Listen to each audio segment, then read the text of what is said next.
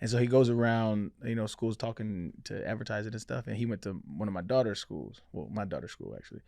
And he texted me randomly one day. He was like, man, I got the sweetest interaction with this little girl. I told him I played in the NFL. And she came up to me after I was done talking. And she said, my dad was better than you. And he was like, oh, yeah? What's your dad's name? She said, Arian Foster. He said, oh, well, I mean. That was a really dope text to get. Fair point.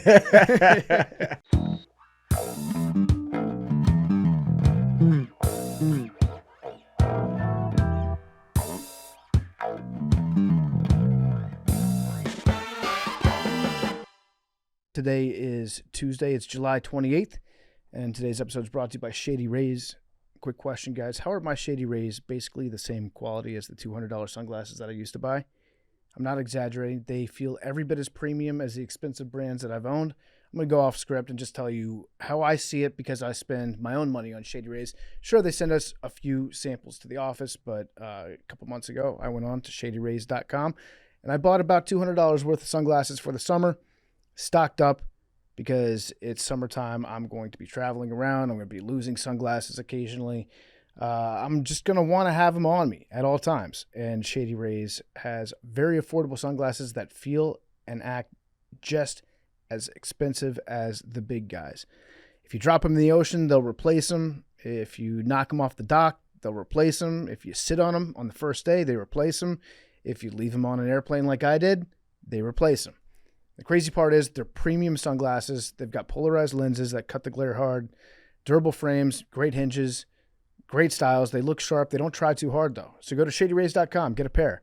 Get sunglasses with lost and broken protection. We've teamed up. This is the best deal that they have. Go to shadyrays.com. Use code MACRO. Get 50% off 2 or more polarized sunglasses. That's half off when you buy 2 or more at shadyrays.com. Try yourself the shades that are rated 5 stars by over 300,000 people. Shout out Shady Rays. They're great. We love them. I personally wear them every single day. Check them out, shadyrays.com, shadyrays.com. All right, welcome back to Nanodosing. It's Tuesday. It's July 28th, and we've got Arian Foster live in the studio. It's good to see you here, Arian. What's happening, baby? Not a lot. I know that you guys went up to Milwaukee yesterday, saw the Brewers play. Did. Maybe the most dominant pitching performance through the first 3 innings that you could ever hope for. Yeah, it was fun seeing the Miz live, being a longtime Brewers fan. Yeah. And then now we have one of the best pitchers the game has seen in a while. Is that too? That's not a big statement, is it? I'd say like one of the fastest pitchers. And he's certainly got a lot of talent. Non-Brewer fans are really quick to I'm distinguish the difference between. He's a great pitcher. I'm going to need to see a little bit more before I call him one of the best pitchers. Right now, he's outstanding. Yes. It will come down to what happens after he has Tommy John surgery. Don't say how that. he comes back. That's crazy. No, that's not. That's not. You put that on that man. That is a given for guys who throw that hard. It's not. Fair enough. It's a matter of when, not if. I don't know enough about baseball to dispute that fact, but it's really fun to have a team to root for when you got somebody like that on the mound. Yeah. The human body might not be meant to throw things that fast. I think that's a fair thing to say. I would say there's a guy in the major leagues right now who is not a very good pitcher who had a remarkably similar start to his career. And who would that be? Spencer Strider. Okay. How's DeGrom doing, by the way? I think he's been fine this year. He's been okay? I'm just curious. Because that's a dude that I would say was a great pitcher all around. And Miz, he's got a great fastball. Jacob DeGrom has a 3.67 ERA in 20 starts this year. Good for him. Yeah. That's awesome. Happy for the man. The trade deadline's getting closer, and I want to say for the record, I do not want the Nationals to trade C.J. Abrams. That's my final stance on the offer. But you got to pick up the phone. Price is high. Price will be very high for a guy like that. But I think I keep going back to like we traded away, like we lost Trey Turner and pretty much everybody that was on that World Series team. You want to get a bunch of prospects that might end up becoming, in your wildest dreams, a C.J. Abrams. Right. You have a C.J. Abrams right now. Let's keep him. Granted, our offense is really, really good. He's a main reason why the offense is good. There are some other guys that I think will probably be made available. Try to get some a decent pitching rotation together for next season. But there is an outside chance that the Nats make the playoffs this year. I don't know what we do in a wild card matchup with the rotation that we have right now. Do you know who the 3 leaders in OPS in the National League are? Oh, let me guess. Because I was thinking about this today, and I think is ironic the right word for it? I don't think it's ironic. Yeah, it could be. It's interesting. Yes. Number 1, is it James Wood? Yes. Okay, James Wood for the Nats. Awesome year so far. Number 2, I'm going to guess Juan Soto. Yes. And then 3 is C.J. Abrams. Correct. So numbers 1 and 3 were traded for number 2. And the team that traded those guys for that guy has none of them. Has none of them anymore. Yeah, that was an all-time rental that the Padres had. I think, God bless them, their owner was about to pass away. And their owner was like, I want to take a shot at winning a World Series. We're all in. There's never been more of a win now mode. Yeah. And so they ended up trading a bunch of prospects for Juan Soto, and then they didn't win anything. I think about that all the time with teams that are like, thinking about firing their GM, and then they're like, we're going to bring him back for one more year. Well, this guy now knows that he has to do something drastic in the immediate to save his job. So he could do something that ends up screwing your franchise far worse than if you just fired him the first time. True. And I always find those situations fascinating. True. And we've got a young GM, young manager. I like where their head's at right now. Made a trade over the weekend with the Braves. Traded Curtis Mead from Australia to the Red Sox. Not the Braves. Sorry, not the Braves, the Nationals. I'm still talking about the Nats. Yeah. They traded with the Red Sox, not the Braves. Oh, the Boston Red Sox. To get a left-handed arm. It's interesting. There's a lot of teams out there that are like that might not strictly be buyers or sellers, but a little bit of both. And the Braves, what are the Braves going to look to pick up? Need arms, a lot of arms. Yeah. Any arms you can find. Bring them all down to hot Atlanta. Yeah. And the Brewers, buyers? I don't know. I lost interest when you guys stopped talking about the Brewers. So. Oh, sorry. So the Brewers, your favorite team. Yeah. What positions are you looking to upgrade at the deadline?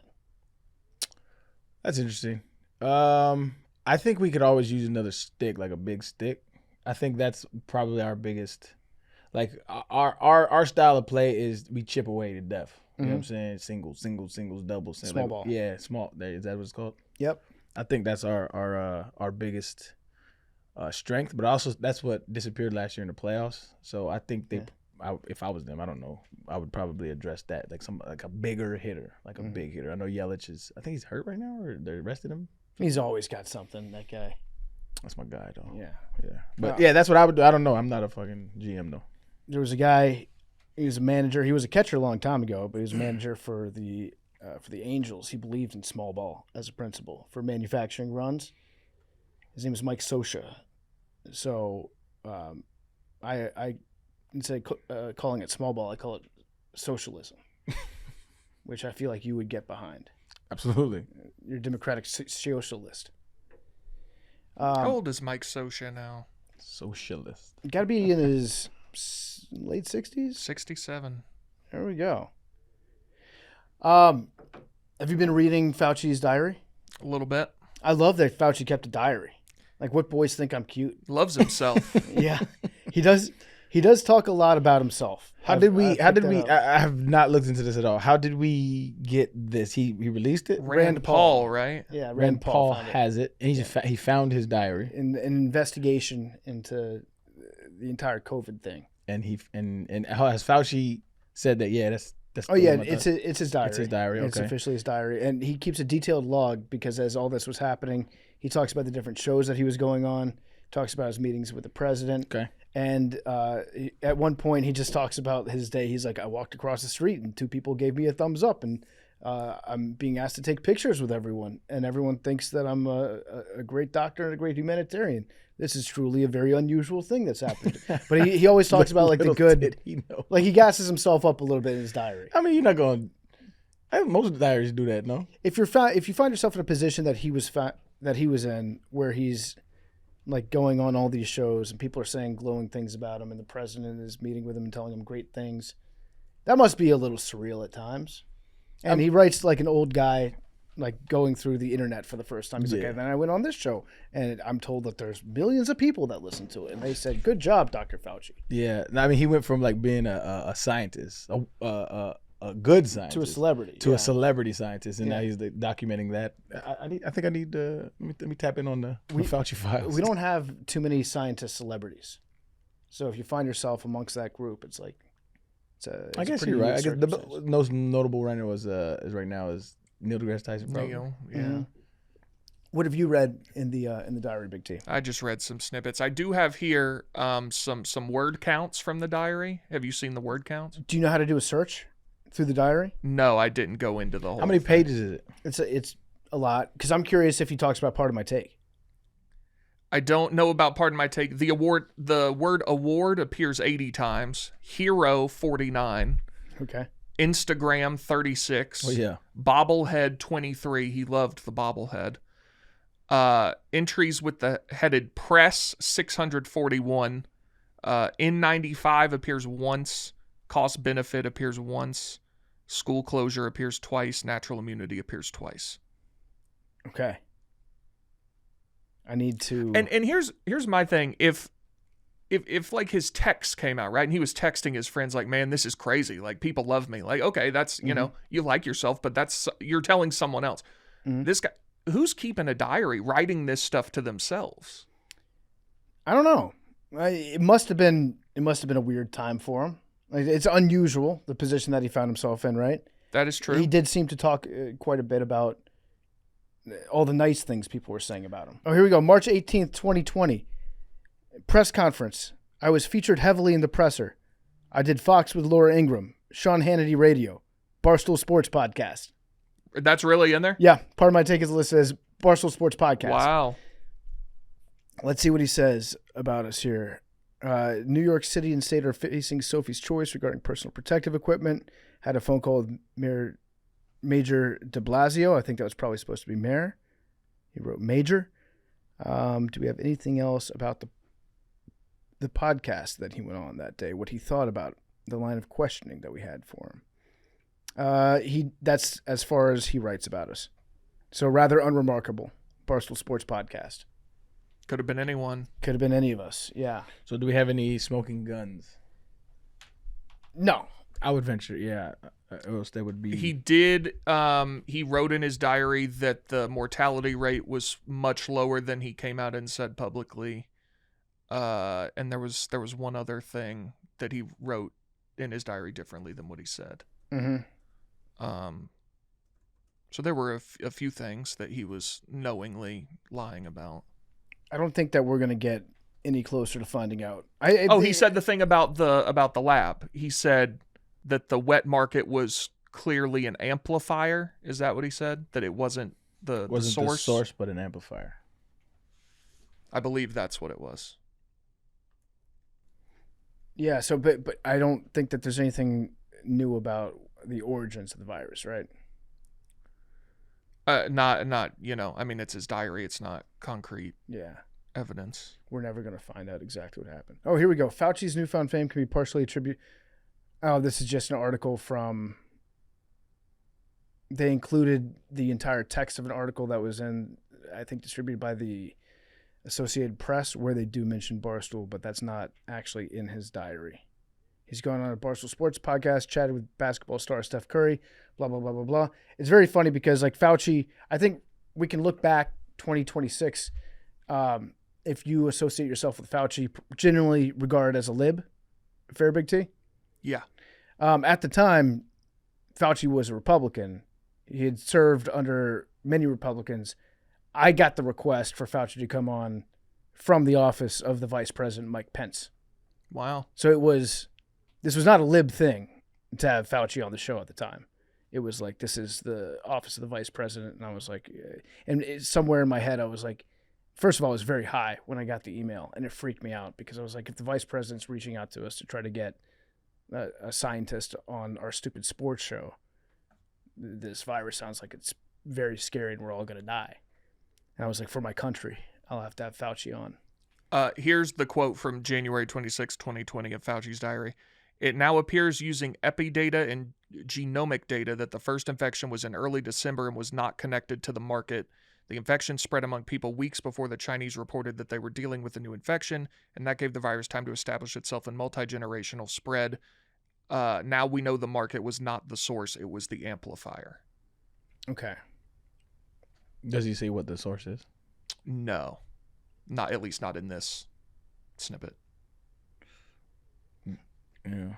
We got a big show coming up on Thursday. I hope you guys tune in for that. Great guest. Arian flew up here, and not just to go to the Milwaukee Brewers game, but also to take part in the interview. Look at God, though. But look at God. When I fly up, the Miz is pitching. Yeah. Big T, you're trending right now in the United States. Wow. Pretty cool. Sure. We'll get back to nanodosing in a second. It's brought to you by Pebble. If you're a founder, a CEO, or HR leader, building a global team usually means deciding to set up a local entity or not. And that's exactly why Pebble is here, so you don't have to. Hire the world instantly. Pebble is an AI-powered global human resources platform built for founders, HR leaders, and operators who are hiring and supporting teams around the world. Pebble helps you hire, pay, and manage talent in over 185 countries. With fast onboarding, it can be done in minutes. Instead of juggling separate tools for contracts, payroll, benefits, and compliance, Pebble brings everything together with built-in guidance, local expertise to support you. It's especially helpful if you're managing teams internationally or if you're planning on growing. The fastest growing companies in the world use Pebble. They use it to stay organized, they reduce risk, they scale faster, and they don't have to become HR or compliance experts. It simplifies global people operations so you can spend more time growing the business and supporting your own team. The new standard discounted pricing is $399 US per month per employee. It helps you contain costs. Go to highpebble.ai to get a free estimate. That's HIPEBL.ai and get a free estimate with Pebble. Now back to nanodosing. So tune in on Thursday. We're going to do some voicemails today. So do you guys want to get to those, or is there anything specifically you'd like to discuss today? Going once, going twice. Voicemails. Yeah, we could go voicemails. Sounds like there's something on your mind, Arian. No. I think I have a gripe with Love Island, but I don't think it's not that interesting. See if you can wedge it in to respond to one of the voicemails. Okay. There's a lot of love-based voicemails. There we go. I might have to just What piggyback. do you think about LeBron? Your guy, LeBron. He left Bronny. He's like, hey, can you take care of my kid? I'm going out to the store for milk and cigarettes. Never coming back. Never coming back. Now you got Bronny. That will be interesting to see how they, handle it. Because does he make it through training camp? Do they keep him on the roster? I don't know. Maybe just out of respect for LeBron. I don't know. I don't know. I don't know that he's ever going to be like a starter in the NBA. No. But yeah, we'll see. I don't know. What do you think about LeBron's fit with the Sixers? That's always anytime a lot of superstars join together on a team. You always have to have patience at the beginning to see how they gel, because you can have the best players in the world play together, but if they don't play together, it might not mesh. Now, I would assume Bron trying to get one more before he get out of here. I would assume he would take on the more of the facilitator role and just score when he has to. But it's gonna be interesting. Good television. He held up the whole NBA to make a decision for a reason. So yep, here it is. Can I tell you my way too early prediction? I don't think that they're going to win a title this year. I don't think so either. I think it's going to be out in round 2, similar to the first year with Miami Heat. Oh, you think they make it to the finals? I don't know if it's going to go that far or not, but I'm just saying they're not going to be a dominant team the entire year. It does take a while to. I agree. I hope we don't play all them games. I was talking to Big T about that yesterday. Don't play all we want to see you in the latter part. I don't want to see you grind 82 games or however many games there are now. Who cares if Joel Embiid also is playing in like early November? I think that's going to be. That's why I think they probably get bounced in round 2. That's my prediction. Yeah, by who? I don't know. I did see Cleveland. That'd be something. I saw DraftKings did a simulation. They ran a simulation of the season. I don't know how many thousands of times. Number 3 seed out of the East your Washington Wizards. Season ticket holder. Season ticket holder. Yeah. I'm gonna hit you up on that. I'm gonna go to DC this season. Let me know when you're there. I will absolutely do that. You have to get dressed up as a wizard. That's not right. Free tickets. What kind of wizard? They're courtside, like feet on the wood. You're directly behind the Wizards bench. Okay. I will give you the tickets for free. Okay. You have to get dressed up as a wizard. Well, what kind of wizard? That's dealer's choice, not KKK wizard. That's the only. Rest assured, my brother, I won't be doing that one. You may not get dressed up in a hood. Any other? Yeah, name a wizard. What are you thinking? I'm sure is there any inconspicuous wizards that don't have fucking silly get-ups? Oh, like undercover wizards? Yeah. Like wizards that don't want to be found out. Oh, like when what's it like if Merlin was like going as a disguise as a peasant? Yeah, if he had some Chuck Taylors on. Yeah, you can do that. Those are my only rules though. Big T, you also have a standing offer if you're ever in DC. Thank you. Let me know if you're visiting. I do like DC. Yeah? You go on a tour of the you go to the museums yet? I've been to most of them, I think. It's a good place. Yeah. It's a good time. Don't go in the summertime. It's too hot. I've been in the summer. It's hot. Yeah. I'm from where it's hot though. It's fine. They call it a swamp for a reason. Harry Dredson, the Chicago wizard detective from the Dredson Files, famously wears jeans and a leather jacket and a t-shirt. Okay. Oh, like a greaser. That's what it says. You look like John Travolta. I've never seen the Dresden Files, but if he's chilling, I'm coming at that as that wizard. Okay, Mad Dog McKenzie, you guys also have open invites if you're ever in DC and want courtside tickets to a Wizards game. Just like John Travolta and Grease Lightning. Yeah. What's your ideal amount of games to get to this year? My goal or Yeah. ideal? Goal. I have a goal. 5 games. Okay. I think I can make it to 5 games. You bought 40. I did. Correct. Yes. Now, that's 5 regular season games. Sure. Playoffs, you'll be all over it. I got to have my feet on the wood for the playoffs as much as possible. Yeah. Yes. Oh, I didn't even know you get playoffs. There's playoffs too. I thought you had to rebuy them. You have to pay for it, but Yeah. you get them. Oh, and you're saying when they make the playoffs, When they make the playoffs. you win yeah. now. Exactly. I was in the back of my mind. I was like, what if LeBron just decides to become a wizard? And then I would Did you make see so that? much money. Did you see that Twitter account that was "Is LeBron a Sixer yet?" Yeah. That shit was magical. Yeah, the last time he posted was what, like 2018? Yeah. I read that it was the most likes of any tweet ever by a non-verified account. It was at 1 million last I saw it. Yeah, that's an impressive. Yeah. He woke up out the. Mhm. That's fire, dog. We got just one other thing in college football news. Big T, I was hoping to get your take on this. UNC's football team is being investigated by the College Sports Commission. This comes on the heels of the program's football general manager, Mike Lombardi, being placed on paid administrative leave by the university on Monday morning following a human resources complaint filed by a former football front office employee. Yeah, they have a lot going on over there. What are your thoughts about UNC football going into the season? It seems the marriage might not be going swimmingly. Also, they need to learn when to drop news like that. Monday morning, not the time. Friday. Yeah, Yeah. They had their chance last week. right. Yeah, not a good situation. I'm dubious that they will have a great year, but we'll see. The problem is, I feel like Mike Lombardi might have been the guy that would have made the decision on when to drop the news. Mm. He's the guy that knows to drop it on the Friday before a weekend. I guess they Or should have before, consulted like a holiday him. weekend. But yeah, I don't know what he's under investigation for or whatever. It was stemming from an HR complaint. I'm gonna need the Tar Heels to win a couple games this year Why's that? because it'd be interesting. I didn't like it last year when they became kind of a non-story.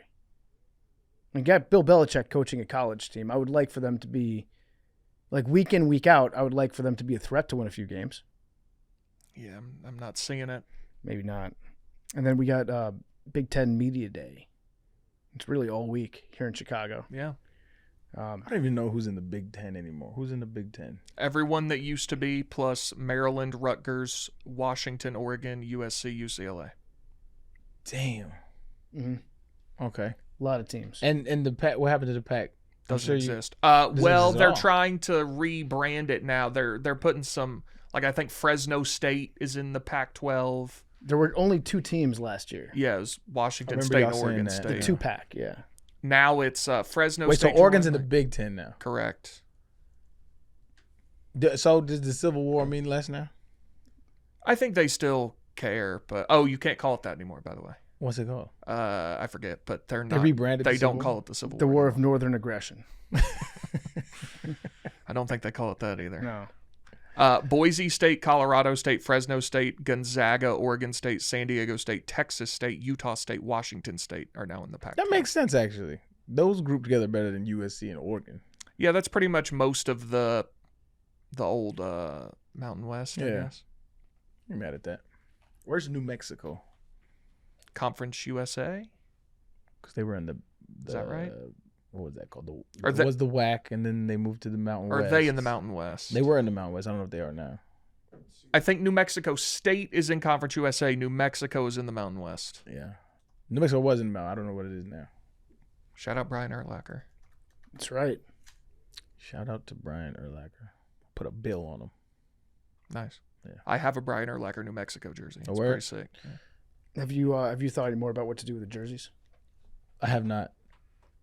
I've had a lot of people reach out to me. Hey, I want to buy bet. this. I want to buy that. I want to buy this. I bet. Yeah. I got a flat offer of $100K. Really? For everything. Yeah. Just take the whole thing Yeah. off. No questions asked. Mm-hmm. That's not that was the starting point? Yeah. That's not a bad offer. Well, I think you can do better. Well, that's I what do I'm too. saying. I mean, if you I can, do if too. that was the first offer. Yeah. And then my mom was like, "Don't you dare sell those jerseys." I'm like, "What am I gonna do with them?" I think it's interesting because I had the same reaction that your Right. mom did. And a lot of people I think would. It's like those jerseys tell a story of a time in the NFL. it is a era for sure. Like when you see all the running backs I exchanged with, and you see like the receivers.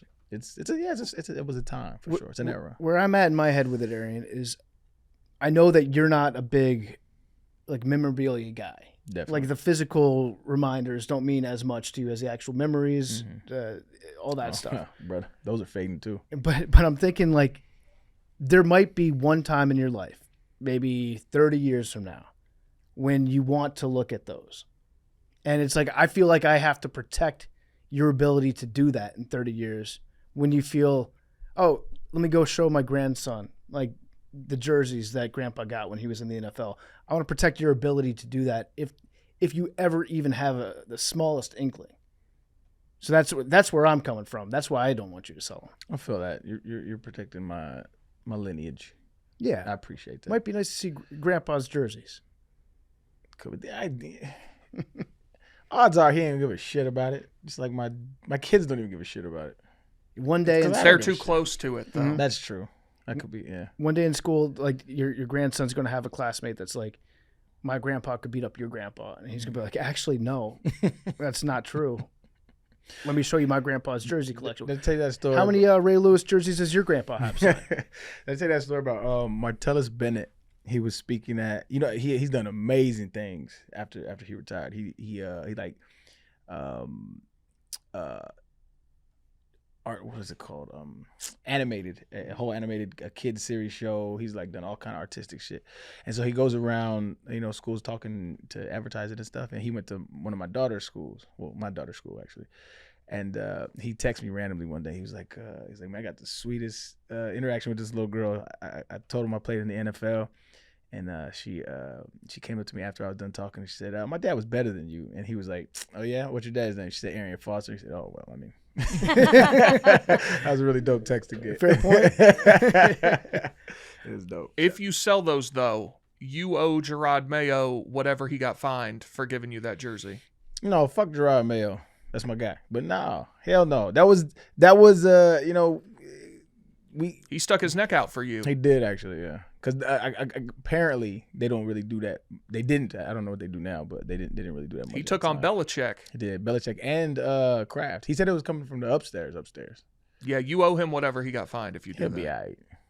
He'll be all right. I got something to share with the class here because I feel like it might be valuable for somebody that's out there listening. Because I told you guys a couple weeks ago that I had some appliances in my house break down. Your car? No, Yeah. that's the car's doing great. Your water Pretty much. heater, right? Yeah. Pretty much. So let me just run you through this story because I feel like I have uncovered something that is probably been going on for a while. So the other weekend, opened up the crawl space, looked down in the basement area. It's not like a finished basement or anything. It's like a crawl space area. Checked it out. There was about 2 inches of standing water throughout a fair amount of the crawl space basement, right? Which you never want to see. So I went down there, and when I moved it, it started to smell really, really bad. So I was like, oh shit, this has been here for a while. I don't really make a habit of checking out the crawl space that much. But it had very obviously been there for a while, to the point where there was some wood down there that was starting to grow mold on it. So it looked really bad. Go out, get a wet dry vac, like a shop vac, take that down to the crawl space, vacuum up all the water. Took about like 6 hours one night, and then went back the next morning to finish it up. Put a dehumidifier down there to really dry it out as much as possible. So trying to figure out what's going on, because I knew that the hot water heater was towards the end of its life. So I assumed that if I already knew that was an issue, that's probably what caused the flooding down there. But I couldn't find anything that showed like where the hot water heater failed or where the water was coming from. So it's all over the course of a weekend. So most plumbers aren't working over the course of a weekend. Look up an emergency plumber. Emergency plumber comes to the house. Shout out to those guys. Shout out those guys. They're looking around. The guy comes up. He's like, yeah, I don't see where it failed. Both the water heaters look like they're intact. So the only thing I'm thinking is it might be the entire furnace air conditioner. It might be a cracked pan, or the entire system might have failed. I was like, oh shit, okay. And then he showed me, here, the water heater looks good, nothing's broken, et cetera, et cetera. And I was like, okay, so I need somebody to come out and, I asked the guy, I was like, can you fix the furnace? He's like, I can't, but I'll schedule an appointment. Somebody will be able to come out there and tell you how they can fix it. So, new appointment scheduled. Guy shows up, goes down to the basement, looks at the furnace area, and he comes back up and he's like, well, I think we're going to have to replace the entire system. I think your entire air conditioning and heating, the entire ensemble needs to be replaced. And we've got a great deal where you can lease it, where you can lease your entire HVAC system. So not buy, lease, where you'd be paying, I think it was something like $400 a month for the next 10 years. Okay. And I was like, wait, that's another thing that we're leasing now, is like the HVAC system to your house. We don't own those anymore. Like, so you'd own this thing that was in my house, and then what if I sold my house? And the guy was like, well, then the person that would buy the house would then choose to take over the lease. If they didn't. Of the HVAC. And I'm thinking to myself, like, if I'm buying a house and somebody's like, hey, just so you know, the HVAC system, you're gonna have to rent that. So that's another $400 a month that you'll have to take over.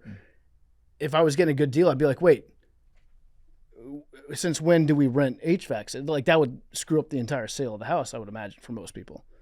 Plus, that's just kind of a crock of shit that, like, another thing that you won't own, that you have to pay rent on. Can I ask you to, as someone now married, potentially in the market for a house at some point, but not exactly keen on the idea, how often does something break in your house that you have to pay for? Oh, it depends on the house. Depends on, like, because I've lived in houses where nothing really breaks ever because it's new.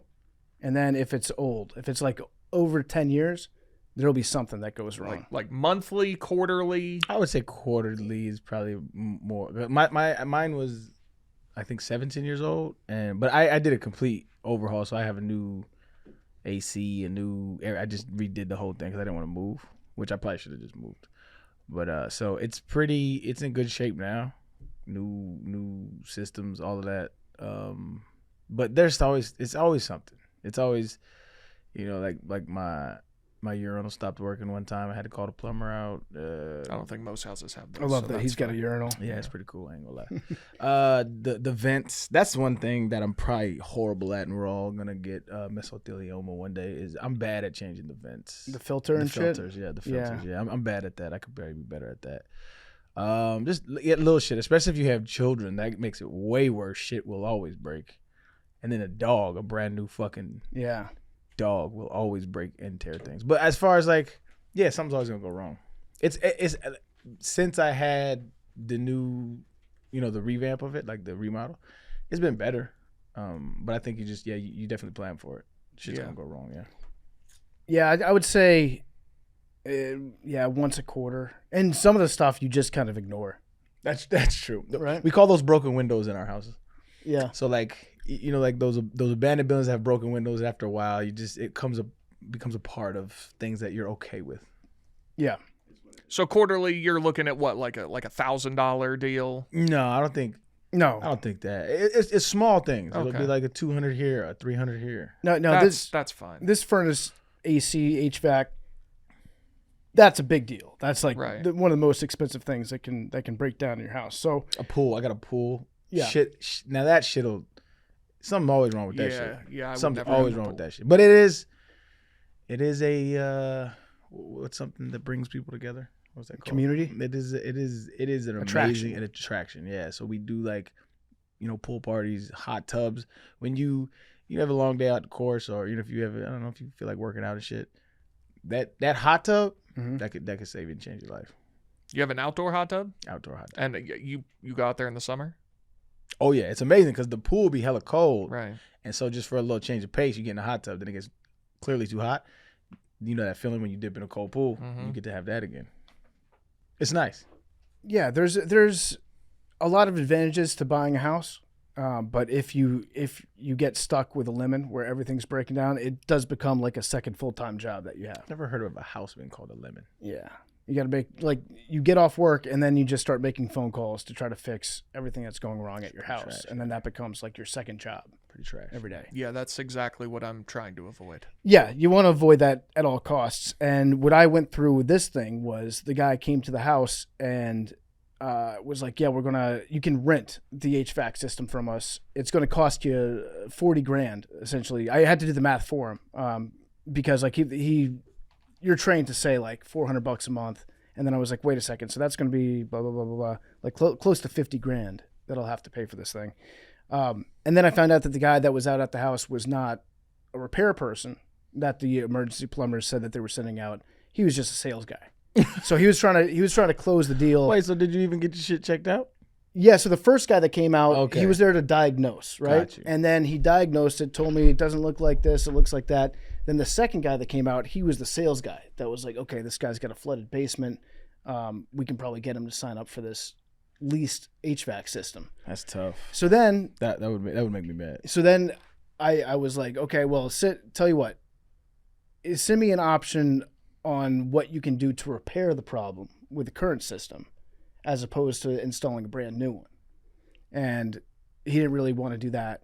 They ended up sending me a quote that seemed like it was pretty reasonable, but it was like pulling teeth to get them to send me a quote for how much a repair would cost on it. Yeah, you might as well just wait till the weekday. Right. So then I get somebody else to come out at the house because they stopped responding to anything when I was like, yeah, I'd like to repair it. Mm-hmm. So it was pretty clear that their business is not really repairing stuff as much as it is getting people to just lease new products from them. So then I had a different technician come out, look at it, said that there's no crack. It's not the coil. We don't need to really do any repairs. It's a problem as it pertains to the air intake from outside the house. All that needs to be cleaned out. Filter needs to be cleaned out, et cetera, et cetera, et cetera. So it seems like there was nothing at all that I had to even repair on the inside or replace on the inside. But the emergency plumber system is literally just a sales funnel for a company that makes brand new HVAC units to get people to lease. So like they're listed and they're labeled. So when you search for emergency plumber online, their name comes up, but they're not actually in the emergency HVAC business. Okay. They're just there because that's a good sales lead. If somebody's got an emergency issue over the course of a weekend, we'll send our guy in there. He'll sell them a new unit. We'll make a lot of money. And you publicly asking for the fade? Is that what this is? No, I'm not even going to say the name of the company because and the people that I dealt with like on an individual basis, nice people. They were nice enough people that came out to the house, checked it out. Nuremberg trial. I think the entire business model is marketing yourself as an emergency HVAC, and then when you get called into places, all you do is just try to get them to lease a system and pay like $50,000 over the course of the next 10 years. You're just calling out the...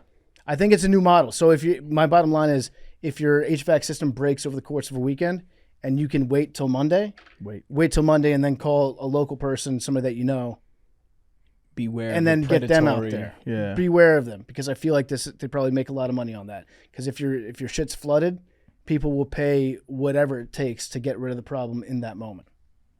Agreed. You know, like I don't know why dentists don't charge more money. Because I haven't been to the dentist in maybe like 4 or 5 years. Yeah, it's about that time. But when people do go to the dentist, like when you end up going back, it's this year. It's this year. I gotta go. But chances are you're going to wait until there's something wrong. A lot of people wait till there's something wrong. That's the problem. I'm confused by what you said. He just answered your question. What? Why don't dentists charge more money? People would just not go. But I'm saying when they do go, they usually go because something's wrong. Sure. And they're in pain. And if you have tooth pain, you'll pay whatever it takes to get rid of that worst tooth pain alive. Yeah. Yeah. Like they're essentially holding your mouth hostage. And I mean, they're making money. Yeah, they're doing okay. Dentist is a hell of a business to be in. Yeah, they're doing pretty good. Them and anesthesiologists, really well paid. I assume so. Yeah. That's kind of the most important person you got if you're going in for a surgery. Yeah. Yeah, you don't want to skimp on the person that knocks you out. If I told you that one could be a 10 and one could be a 6 of your anesthesiologist and surgeon, which are you taking your chances on? Ooh. What's the operation for? It's what I had. It's an elbow surgery. Left elbow? I'd go I'd go 6 surgeon. I think so too. 10 anesthesiologists, yeah. What do I use my left arm for? I mean, imagine waking up. No. That does happen. I'd have a panic attack. Yeah. Let alone the pain, you know. I wonder how frequent that is, because I've heard stories. I can't imagine. That's terrifying. All right, you guys want to do some voicemails? I do want to do some. Real quick, this LeBron thing. Yep. Something I forgot to mention that Big T mentioned to me that it has to go on. Like, he wants to live in New York. Yeah. And he's going to commute by helicopter. Yeah. We gotta stop this. I don't love it. And it's mostly because I feel like that just makes your entire life kind of a pain in the ass. Imagine how much time you're going to be spending commuting. Fuck all that. Sometimes you just got to address the elephant in the room. We need not our basketball superstars to enter into helicopters. Agreed. They're dangerous. Bron, I don't know if you know what I'm saying. We've met, you know. Let's not do that. Mm-hmm. Also, I was saying to Arian, like, living in New York when you have that much money, like, I'm sure you can have the sickest place in Central Park West. Like, I'm sure his place will be unbelievable. But, like, there are still a bunch of inconvenient things about living in New York, regardless of how much money you have. Like, at some point, you've got to go outside. I would agree. Yeah. So how far away from the helipad is he going to live? Right. Because even that, like, if you need to get down to Philly, you need to get to the river to take off. Then you have to battle traffic. No one makes traffic go away. It doesn't matter how rich you are. If you're living in New York City, you got to go cross town at like 4:00 in the afternoon. We're all fighting the same cabs. It's not going to be any faster for you unless he just bikes. Maybe he'll just bike. Need not that to happen either. No, that's way more dangerous actually. Than a heli? Yeah. In New York City, yeah. Probably, yeah. Yeah, it's not. I just think that'd be a shitty life to have to fly in a helicopter to all your games from a city, like you're living in a place where you don't play. It's just a big. What's the helicopter ride from New York to Philly? I think it'd be about 40 minutes, maybe less. Man, we just need not. That need not happen. Yeah, that doesn't gotta do. We don't gotta do that. Maybe he's gonna have a drone, like a one-man drone that just picks him up. That's just bad. Yeah, I agree. Let's do some voicemails. Let's do it. How's that sound? Can I ask one more thing? Yes. PFT, what do you, or we can cut this if this is like too weird, but Mm-hmm. what do you think the Commanders coach getting let go with no further comment means? Oh, I think he got a DUI. Interesting. I read that. Yeah, he got arrested for DUI back in June, and I guess either didn't say anything or it just worked its way through the system. But yeah, I think it was just he was a new hire as a tight ends Right. coach, Yeah. and so I think he got a DUI, and they're like, no, we can't be doing this. Tony Romo got a DUI, or excuse me, OWI. OWI, over the weekend, That's right. and I did not realize that the state of Wisconsin had a different law for first timers, so it's like a civil fine Okay. the first time you get. So was he driving or was he like on a He's jet driving. ski? Or he was driving. Yeah, he was driving. So I guess I don't know. Somebody was making a joke that like if they had real DUIs there, the entire state wouldn't be allowed to drive. But Wisconsin, they've got like it's a slap on the wrist for your first time, unlike most other states, which is like drunk driving, not good. Don't do it. It's a real crime. Yeah, don't do that. Don't do it. All right. Okay. Voicemails. Yep. Nanodosing is being brought to you by Reese's. There's something for everyone when it comes to Reese's. I love all the Reese's products. The peanut butter cups, delicious. The Reese's Pieces, iconic. The Reese's marshmallow peanut butter cups, what a great addition to the family. I like everything Reese's does. It doesn't matter. You got chocolate, you got peanut butter. What else do you need? And the peanut butter cups are the best things in the entire world. The best candy ever invented. It's the superior candy. It's my candy of choice. We love Reese's here at Barstool. They have the new Reese's Lounge upstairs. I would just like to go live in that. And if you want a snack, they got all the Reese's up there. Nothing like a classic Reese's peanut butter cup. It is the staple. It is the GOAT candy. It's the best.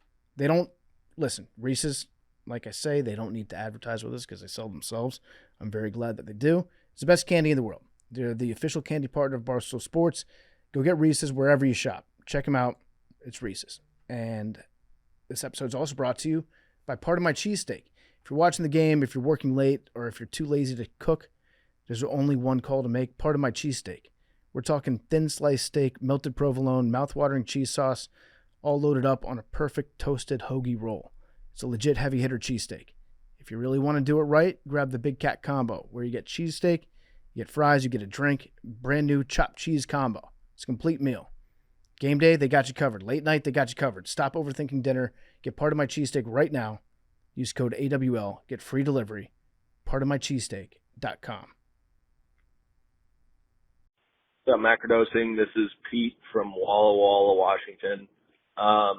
Question for Real you quick, guys. I want to hear somebody from Philadelphia say Walla Walla, Washington.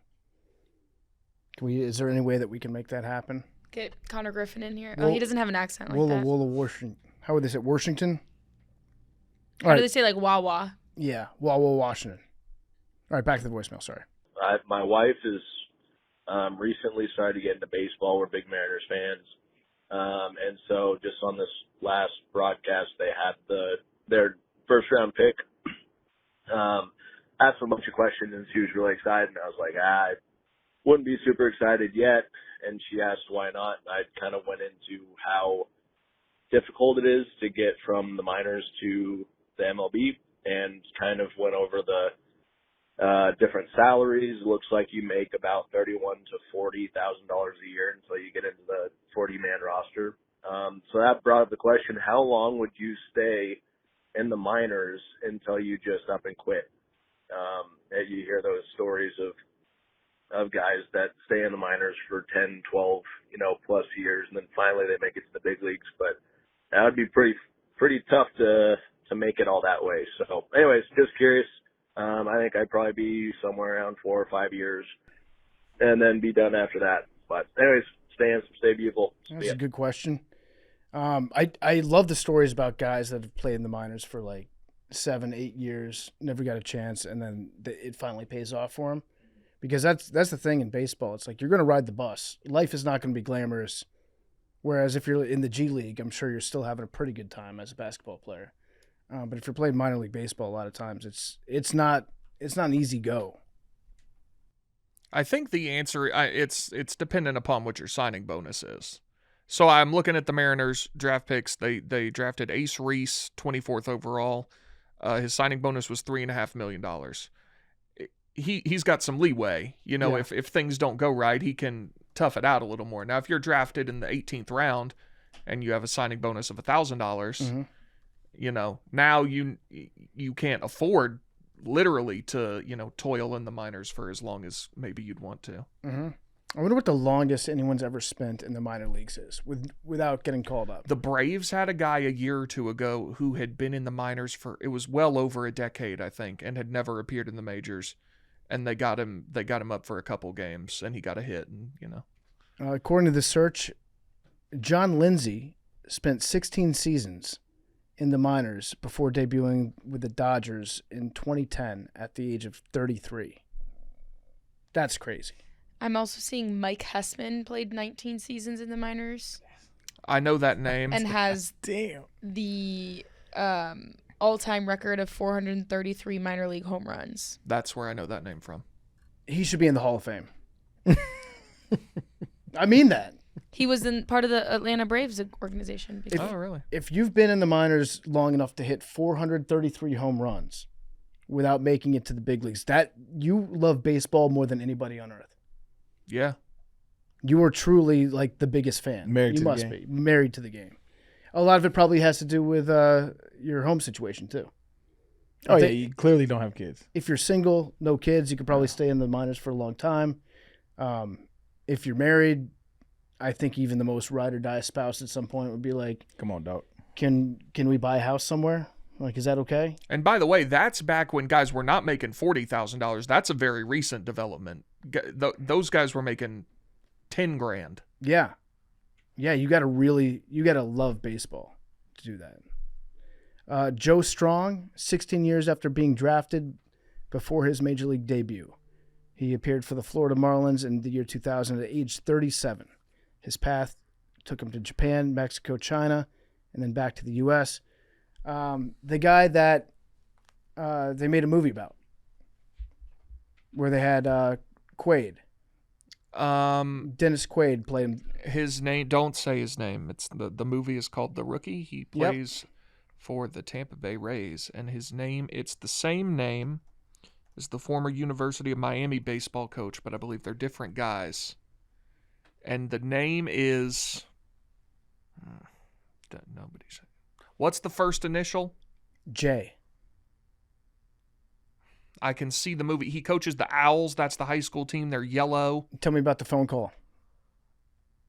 Good phone call. Yeah, that's one of my top two, clothing, professional sports call-up moments in film and television. Mm-hmm. His name is Jack Morris is his name. Very close. Jim Morris. Jim Morris. Son of a... Yeah. Jack Morris is funny. Yeah. Jim Morris. Jack Morris was the pitcher for the Tigers. Yeah, maybe the Twins too. Yeah. Blackjack Morris. Was there a Jack Is that his Morris name? I feel like it was Blackjack Morris. Hang on, I also think I had it wrong about the Miami baseball coach. His name is Jim Morris. Okay. And I think it's a different guy. Anyway.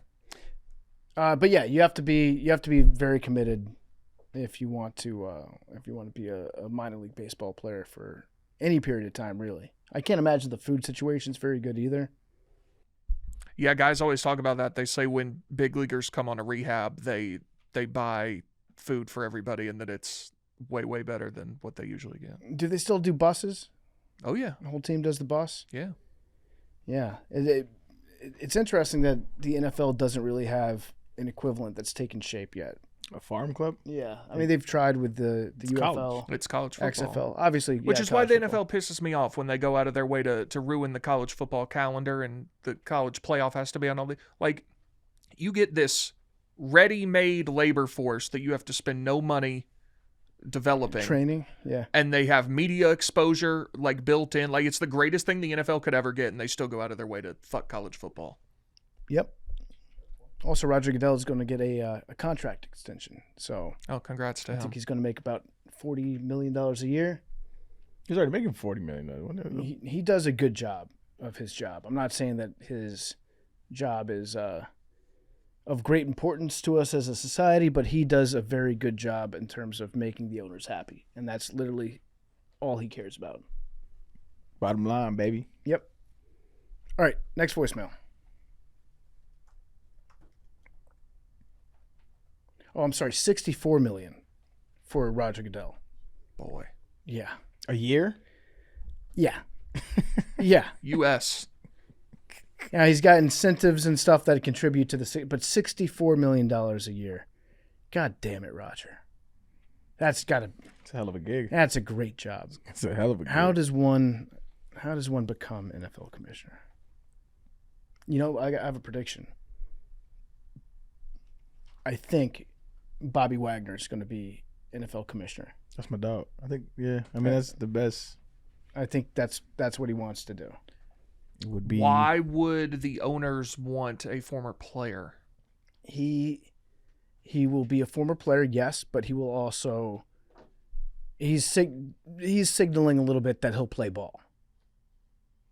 Like he sees the big picture in the NFL pretty clearly. So it's a fair point, though. I think the owners would probably be less inclined to vote for a guy that was a player because he might be seen as like, biased when it comes to the CBA negotiations. But I feel like Bobby Wagner is doing and saying all the right things to put him in line to one day potentially have that as a possible job. Keep an eye on it. That's all. Interesting. What's up, Macrodosing family? My name is JC. I am from the Washington, D.C. area. My question for you guys today is, what makes you think, or rather, what makes you take a leap of faith? What do I mean by that is, what entices someone or you guys to take a leap of faith on yourself, to change your life, to start a new chapter, or to begin a new relationship, or take a step forward in your relationship? I'm at a crossroads in my life at this time because I met someone that was really beautiful in Chicago fairly recently. I met her 3 years ago, but we reconnected this year, and we started taking some steps forward. I went back there this year to go to another music festival with her, and she's actually came back over here to the D.C. area to hang out with me. She's even meet my parents before. So at this point, there's nothing really. I've been in Virginia my whole entire life. I want to go try something new. Chicago seems like a great place for me to start a new chapter, maybe even go back to grad school as well. Let me know what you guys think. She's amazing. She's beautiful. She's funny. She's hilarious. She's got along well with my parents, even my little sister, and she's someone that like rarely gets along with anybody. So, yeah, I mean, let me know what you guys think. Arian, I look up to you tremendously. You inspire. Your wisdom is so inspiring to me, and I hope you do many great things in your life and keep inspiring me and other people. Thanks, and have a good one. Bye. That was kind. Yeah, he's nice guy. I mean, it sounds like this guy's just describing being in love. Yeah, I think he was just, yeah. I think you're in love, big dog. Yeah.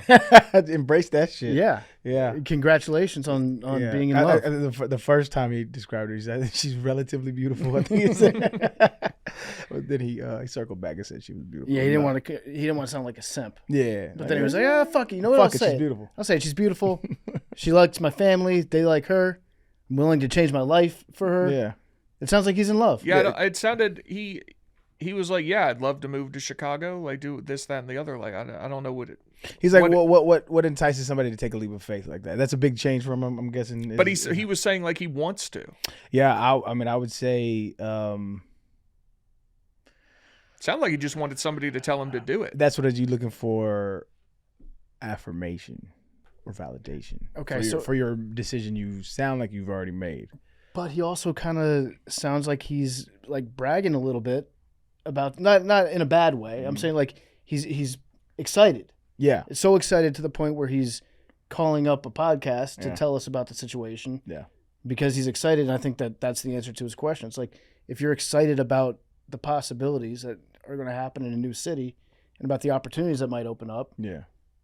then that is a good time to move. That's a good time to take advantage of those things. Yeah. Let me play devil's advocate just because that's where my mind goes. Mhm. Things could work out beautifully, and you guys could live the rest of your life together, and that would be amazing. And I hope that's the case because you, like you say, you sound like you're in love, big dog. But if I'm packing up to move to another city and I don't know nobody there, and it's does he know somebody? I don't think. Yeah, just her, right? Mhm. So if it's just her, then your entire life is in that new place is contingent around y'all's relationship. I would just err on the side of caution, and it's really good relationship advice in general is you have to build a life outside of her, or else if I don't want to jinx it, right? But if something was to happen, people change, things happen, that doesn't break you to the point of like, no end, where it can get bad because like that your memory of the new place is just her. It's just her, Right. And so you have to build a life outside of that while you're here. Yep. Have a life with your lady, and like I said, I offer that advice to people in relationships all the time. You have to have a life outside of your relationship to continue to grow, to continue to find yourself, and I think that will increase the longevity of a relationship. I think it can help, and it also increase it'll soften the blow. If anything was to happen, you know what? I still got people out here. I still got friends out here. I can land on my feet if something bad happened. I know that's a bad way to live, but that's my go-to. Is like if it don't, I operate in the reality of shit happens, man. I think it's a fair thing to take into account for like packing up and moving. It's like, Because everybody. What's worst case scenario? Yeah, You want to have an idea what worst case could be. Doesn't mean that you think it's going to happen. Yeah, I think it's rational. Yeah. I think it's rational. Yeah, but it sounds like you're in love. I've been in love, man. Yeah. The answer to the question is Beautiful. you're in love. Congrats on being in love. Now's a good time. Sounds like you're excited for the move. Have fun. Absolutely. But Arian's right. Diversify your interests a little bit. Yeah. Have some things that if the worst case scenario happens, at least you've got this iron in the fire. Yep. Got some possibilities. Yeah, you got a fantasy football team that you go to every summer. Yeah. To build with or some shit like that. I don't know, whatever, golf, whatever. Yeah. Whatever you into, man. Have something. All right, next voicemail. What's going on? Mike from Detroit, Michigan, calling in. Interesting hypothetical. I just wrapped up, pardon my take,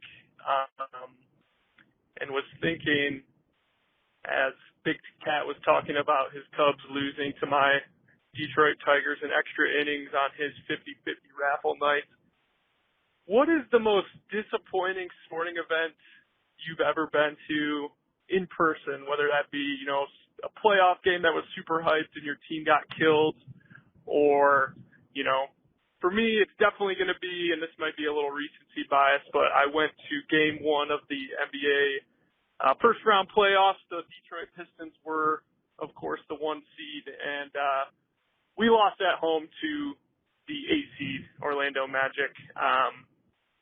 Pretty disappointing. I think everyone was leaving the arena pretty disappointed, but was just thinking if there's something else out there that maybe you attended a game and, things didn't really go your way. So appreciate it. Stay handsome, stay beautiful. Love you guys. Thanks. That's a good question. In person. Where do I begin? You've had a few. Quite a few.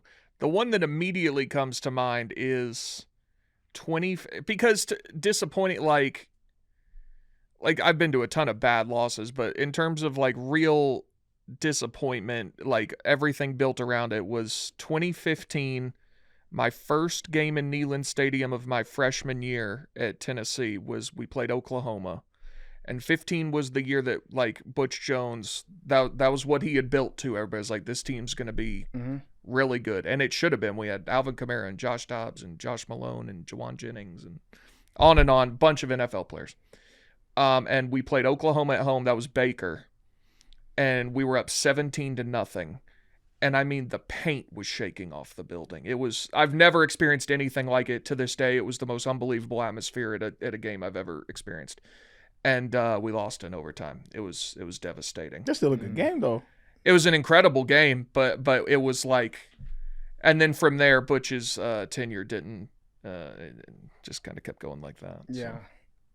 That's tough. I mean, it's interesting because it was a good game, but the mood when you leave the stadium has to be just outright shitty, devastating. I went to Game 4 of the World Series when it was Nats Astros. At home in D.C. Not a good game. Nobody won at home. Actually, that entire series, depending on which team you rooted for. Everybody left the stadium mad. There were no happy stadiums at the end of any of the 7 games. And see, I thought about that with Game 5, I guess, of the Braves World Series, because they went up 4-0 in the first inning and lost, but, like, we still won, so that takes the sting out of it. There was also, I went to the Chiefs-Commanders Monday night game this year. That sucked. That was just a shitty game to go to. But no, it wasn't like super heartbreaking because it was Marcus Mariota on the road against Patrick Mahomes. So it's not like I was expecting too much out of it. Trying to think what else. What other games I've been to leaving Game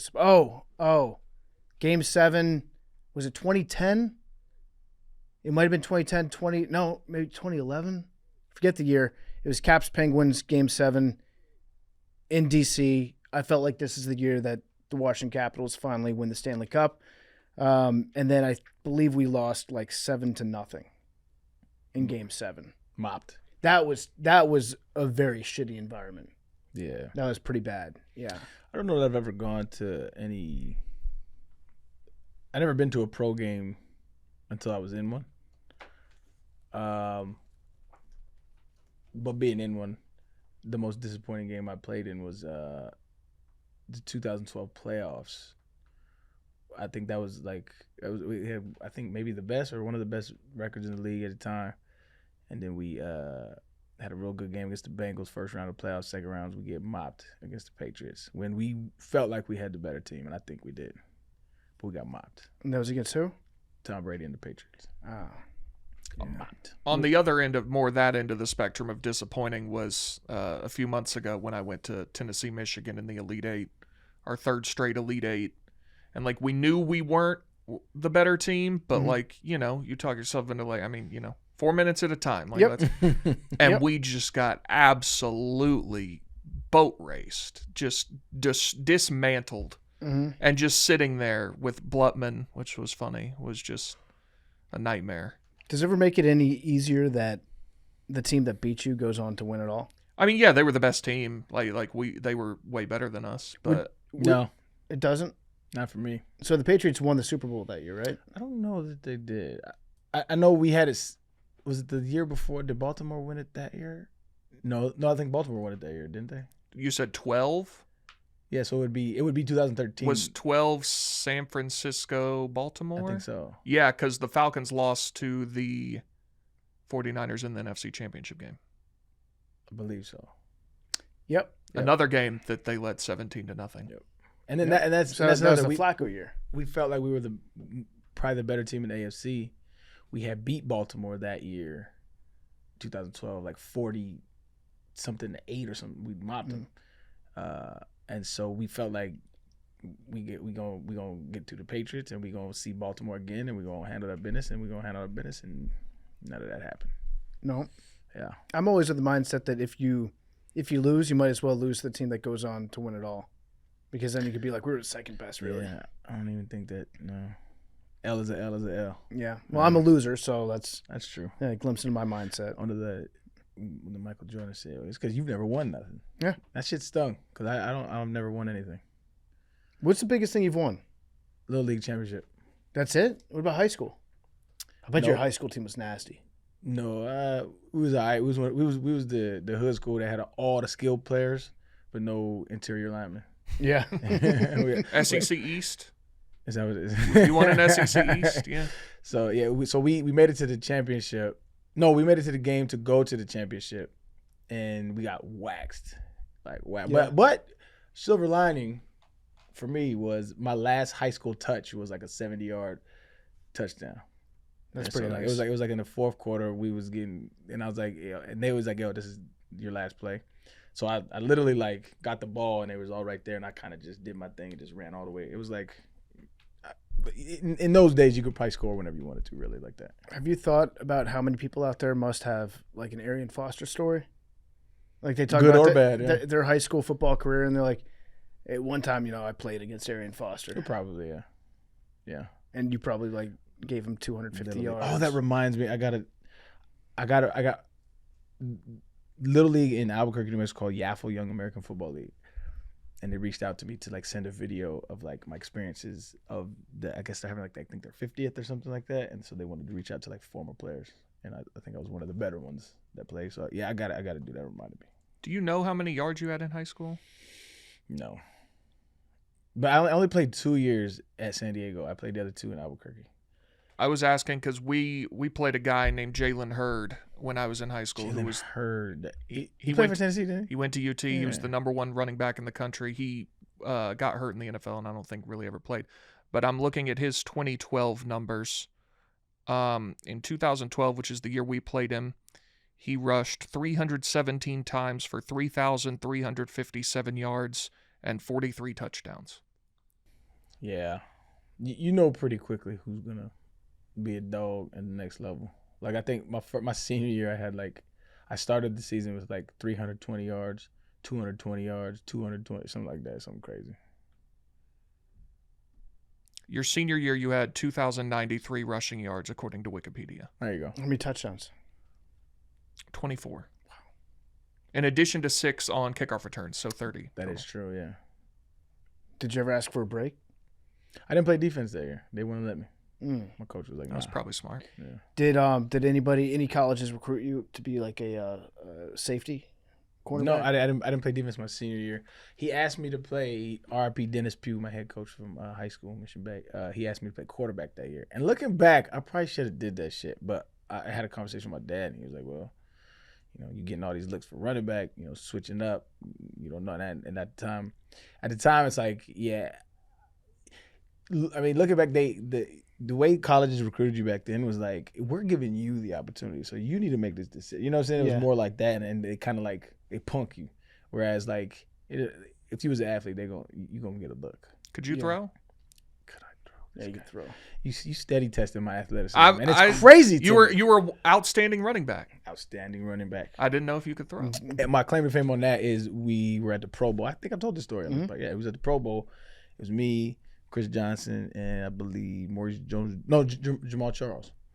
And he wanted to. He didn't have a halfback pass put in, but we was all throwing before practice one day, and he was like, "Throw that thing again," and I just, I could put it there because what I used to do instead of like, if you're like one of the better players in the league, like before the practice starts, you usually have like skills position stuff to do, and then during special teams as well, like you would go do, but like.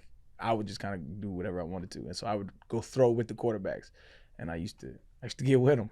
I got an arm, Big T. Good. And so he put in a halfback pass that we ran, but Julius Pepper's big ass disrupted it. Hope he's doing well. Could have been a. Was it open? Yeah, but he was like, was he like 6'9"? Yeah, it's big. Going all hard and shit. Come on, fam. I don't know if you heard this, but when we interviewed Belichick, we asked him about that Pro Bowl because he was a coach. He said that he ripped you guys a new asshole at halftime. Oh, he tried. Yeah, He was so pissed off about the effort in the first half of the Pro Bowl. yeah. Me and Chris Johnson were laughing, but Yeah? Well, I mean, Do you remember that speach? yeah. He said, What did he say? He was like, because I think it was like 35-0 or some shit like that, and it was very because I think I was the starter. And so Jamal Charles went in there, and he was running hard as fuck. And I remember me and CJ was like, I don't give a fuck. Like, You got it, dog. And so at the halftime, he's like, "Hey, I'm all here to have a good time. Like you guys are here to have a good time, but I'm not here to be the NFC's bitch." And like I said, Jamal Charles was running his ass off. He was running hard. He's like, "We're gonna go in there. We're gonna compete. Jamal, you're starting." And we all looked at each other. I was like, "You got it, dog." I did not want to play because like. And Jamal stands up and he goes, "Coach is right." No, he didn't do that. We was all just like, we was all laughing like, dog. Like, hey, nobody wants to play in that game. Like, nobody wants to play in the game. And I mean, rightfully so. Like when you're in the NFL, these are like some of the best athletes in the world, and they're all trying to hurt you. Mm-hmm. So if you at the Pro Bowl, those are the top of the athletes that are going to try to hurt you. I don't want no smoke with that right now. Not when I had a whole 2 weeks off of the season. I already get my drink on this week. I'm not trying to compete like that. And I gained nothing from it. At the time, I wasn't under contract. You know what I'm saying? No, you're not gonna get my best, Bill. It's actually kind of crazy the Pro Bowl ever really existed like in that form. Insane. Because like baseball, basketball, hockey, it's all in the middle of the season. You take a week off and guys go do a fun exhibition and they, go to whatever city. But for football, like you can't play football without a very inherent risk of injury. Yeah. Like you said, you played in the Pro Bowl without a contract? Yeah, but that's nuts. But again, like if you go watch the Pro Bowl, I'm laying down if you touch me. For sure. But I'm not attempting to get no extra, no yak, no. But the other thing is like the season's over. Nobody cares. Nobody cares. Like in the All-Star game, it's like, oh, okay, LeBron's having an incredible season, and so is Jason Tatum. They're going to play on the same team. But it's even that. Like, so if in the NBA, if you play a pickup game, it can get competitive. We're like, nah, let me see what you can do. Yeah. I had no interest in if we lining up 1v1 with a linebacker to get it in for real. No. Like there's no incentive. No. Did you get anything if you won, like money? I think it's like an extra $20,000. But like at that point, no. Like so I go out and bust my ass for $20,000 and then I miss out on $1 million contract. Get the fuck out of here. Right. Mm-hmm. It's still very funny. It was visual to have Belichick trying to light a fire. He was. I gotta reach these guys. And we're just like, nah, dog. Yeah. But shout out there. I think he so when you listen to cats who play for Belichick, like a lot of cats were like, man, fuck that dude. Like, yeah. But it's because he played for I played for Gary Kubiak. Yeah. He was an asshole to the offense, but the defensive guys loved him. Right. So like I got to saw a really cool side of Bill Belichick of like super. What was dope about Bill was he knew who you was like in depth. Like he knew your skill set. He was like that kind of thing. Yeah, that was always good to see that your talents were appreciated by somebody who is like a guru of the game like that. So that was dope. Yep. All right, we got another voicemail here. Hey guys, this is Eric from LA. I'm 29 and I've gone on like 6 or 7 first dates from dating apps over the last few months, and none have really led to second dates. I'm pretty intentional about not texting too much beforehand because I'd rather just meet in person, but every date has been brunch. Once we're there, it feels so hard to have a genuinely good conversation and it starts to feel like a job interview. And because of that, I feel like it's hard for either of us to really feel chemistry. Like I don't fully vibe with them and they probably don't fully vibe with me either. I get that dating, especially online dating, is hard, but I'm wondering if I need to change my approach. Maybe ditch brunch, FaceTime first, text more, I don't know.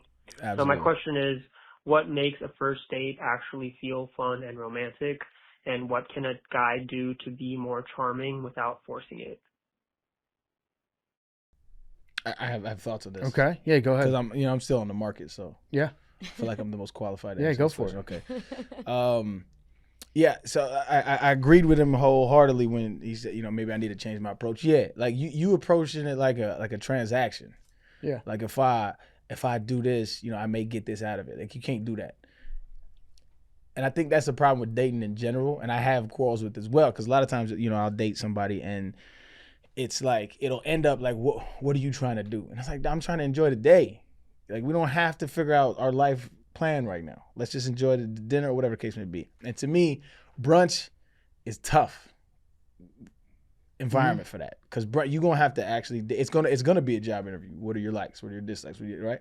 Rather than do something that where you have to sit across from each other and stare at each other's eyes, because that in itself is intense and can be romantic or can be kind of weird. So do something where you guys can comment on what's happening. like a movie, a play, or something that the entertainment has, like, you guys have to be in the same place, but you don't have to entertain each other with dialogue. Because that's when the deep conversations happen. Because there's only so much, like, where you from, what's your favorite color, what's your favorite food you can do. So do something where you can have a like interest, or you can find out commonality through another, vessel rather than just conversation. And those conversations are easier to have over drinks. I don't know if you drink, but if you don't drink, dinner is usually probably a better format for that. And maybe think about going, if you do an activity, do the activity before dinner, and then at dinner you'll be able to talk about the activity. That's true. Yeah, movie or something like that. Yeah. I like physical stuff, like going to an arcade, something like that, mini golf, shit like that. So whether there's like some kind of buffer, so there's not silence. A lot of people are uncomfortable in silence. I'm not, but I could see how it is. And so there has to be some kind of like fallback in case you don't have to fill the dead space. So it's not your responsibility. Because like, I think you're probably really, because you're such a good podcaster, one of the best podcasters. You're one of the best podcasters of all time, I would say. I don't know about that. So if you were, is Eric a better podcaster than you were at running back?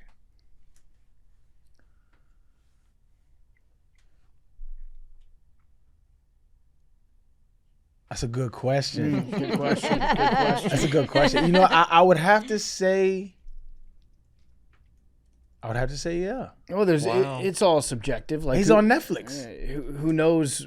I was never on Netflix. What makes a good podcaster? You were on national TV. Yeah, recently.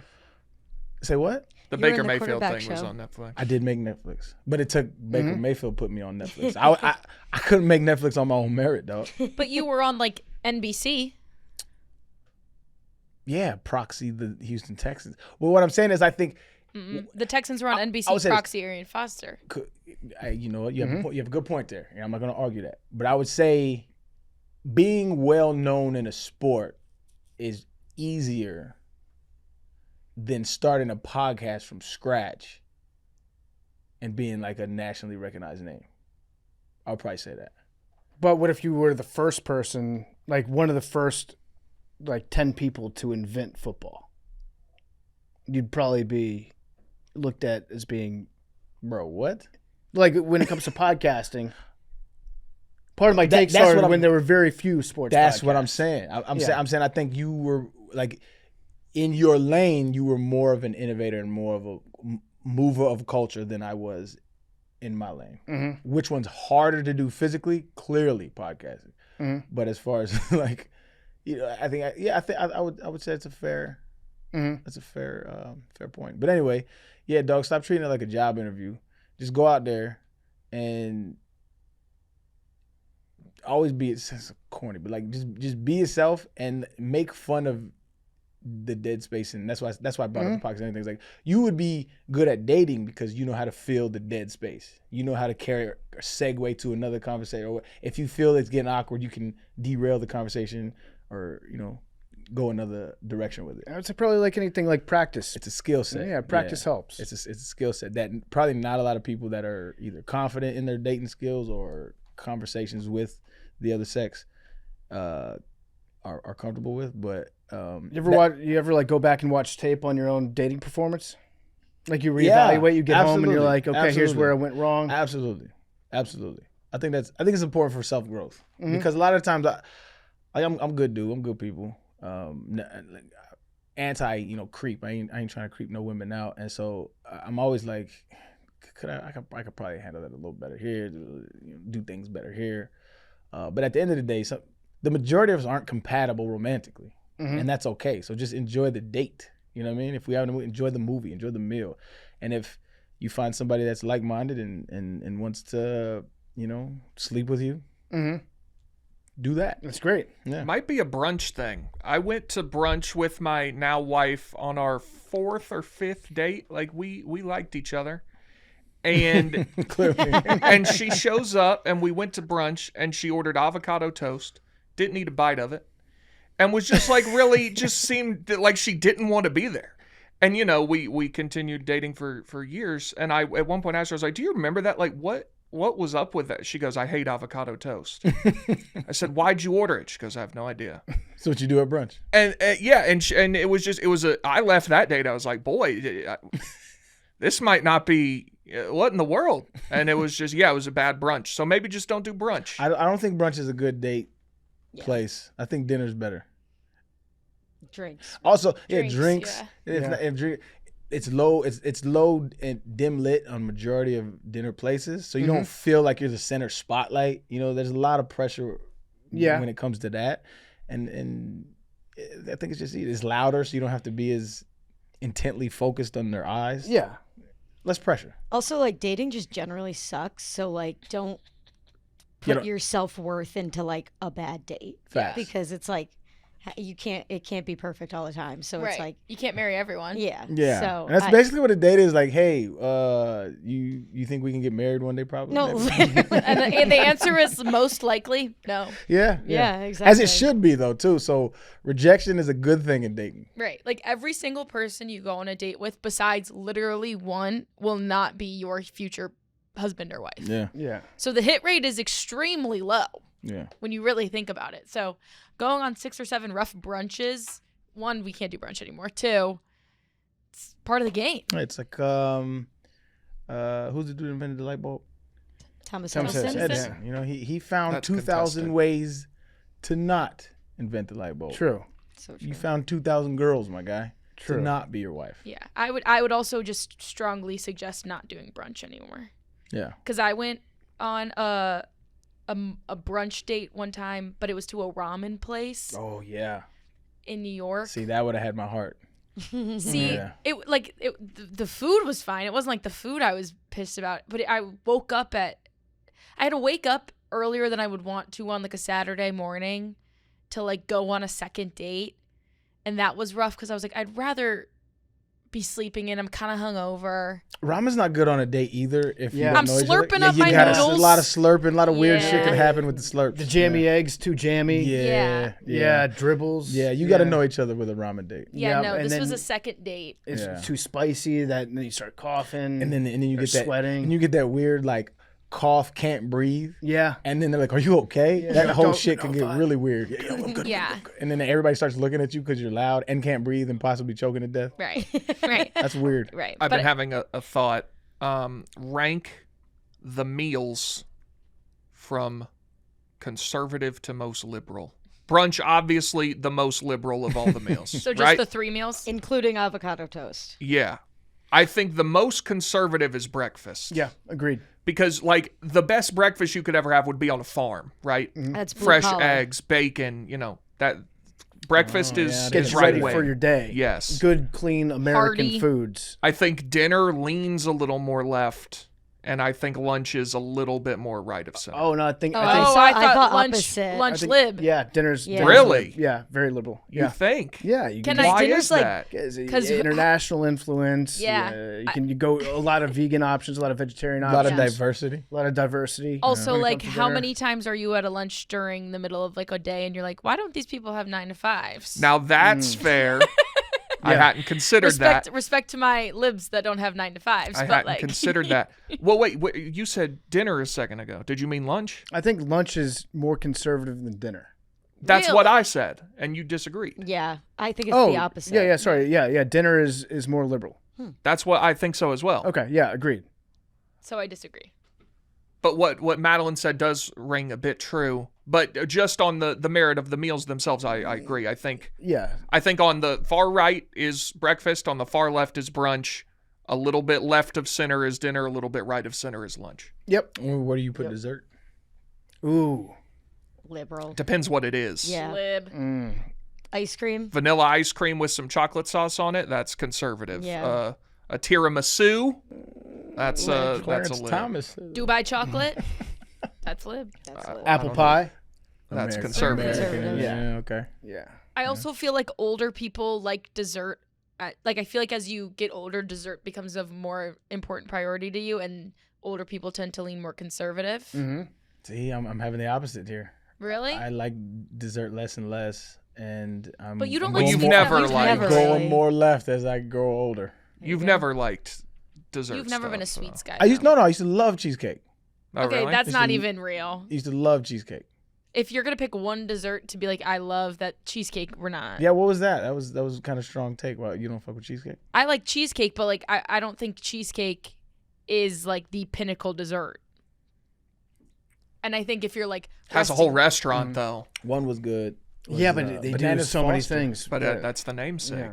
Bananas Foster was always dope. Is that just because? No. Like the whole presentation, they burn it and shit right in front of you. I don't even know what it is. I've just heard of it. It's like a banana with like the little.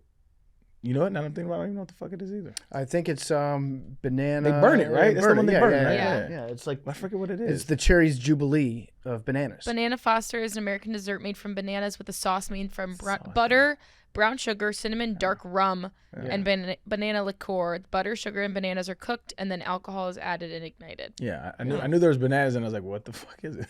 Yeah. It's like caramelized bananas. I with was ice just fixing to say that. Caramelized, Yeah. cream. Hell yeah. caramelized. Caramelized. Do we have any other voicemails? We do. Hey, this is Josh from Indiana. You made that shit just up. calling in saying I love the show. I actually met Big T once. It was last year at the World's Card Collection Convention or whatever the hell it's called. Coming up this weekend. My question is, so right now, me and my mom are kind of having a falling out a little bit. I mean, it's neither my fault or her fault. At least that's what I think. She got married a couple years, 2 years ago. You know, part of the wedding, pretty small wedding, whatever. And my stepdad, dude, low key kind of a dick. Like, I mean, I'm 21 years old. He's 50 something. And dude, I got a printout of rules that I'm supposed to follow. And I'm like, are you serious? A printout of rules? I just kind of want to get your guys' opinion on that. Should I, I'm kind of in two camps here. Obviously I love my mom and everything, but it's like I can't stand the guy. So I'm just staying at my girlfriend's house for a while. I'd just like to get your guys' opinion on that. Stay handsome, stay beautiful. So I think he clarified my question at the end. So he lives with his mom. Yeah. Did he say that at the beginning? Yeah. I think that's Okay. it. Yeah, he said he's 21, so yeah. Because I was like, that changes. If you don't live with your mom and this guy hands you a set of rules, like, okay, dude, whatever. But I guess if you live there, that's a different Her story. house, her rules. Or I guess it's her house, my rules. Right. See, I have experience with this. My mother was with a guy who was a bitch, and I don't mince my words. He was a bitch ass nigga. So we ain't not get along, but he just was like he was just soft, right? Mm-hmm. And he just did some things that was really just whack. And then the way he parted was even worse. And so, anywho, we felt, the constituents that were her children, we felt that she was different with him than she was without him. And so I respected, the household that they wanted to uphold. But at the end of the day, my relationship with my mother was more important than me saying what I felt about him. And so, although I felt like she was bugging a lot of the times, I just went along with it. And eventually, what happened was she came around and was like, "Yeah, he just wasn't the we know it's all good and there's no love lost." But she just in your scenario, she just married him. That's a forever thing initially. So yeah, at 21 is different too. Like you're not a grown man, but you a young man. Yeah. I think that you have every right to have. It also depends what the list of rules are too. If they're unreasonable, I would say stand your ground. But if they're not unreasonable, I don't think it's worth losing a relationship with your mother over. But if he's like, intentionally trying to fuck with you, have a conversation with you. Because a lot of stepdads will do that. They'll try to, I'm the man of the house type shit. Yeah. You ain't got to do all that. Is it more of a like trying to prove that he's man of the house, or prove that like Is it a battle for who's closer with this guy's mom? That could be the case too. See, my thought, because my number one thing, anytime I enter into a conflict, I'm like, okay, I put myself in your shoes. Yeah. How would I handle this if I was you? Would I try to consider your feelings, right? So if I marry somebody and they have a son and he's 21 and he's living with us, I don't know. Like, there's a lot of different variables. Is your dad around? You know, how good of a dad was he? Is he influential in your life? All that shit matters. At the end of the day, I will never be your father. And I ain't trying to be. And so let's just work it out so we have the best relationship so that there's peace in the home. That would be my first move as a stepdad. And it seems like he didn't do that. I think a critical piece of information is missing, which is, what does the mom think about this?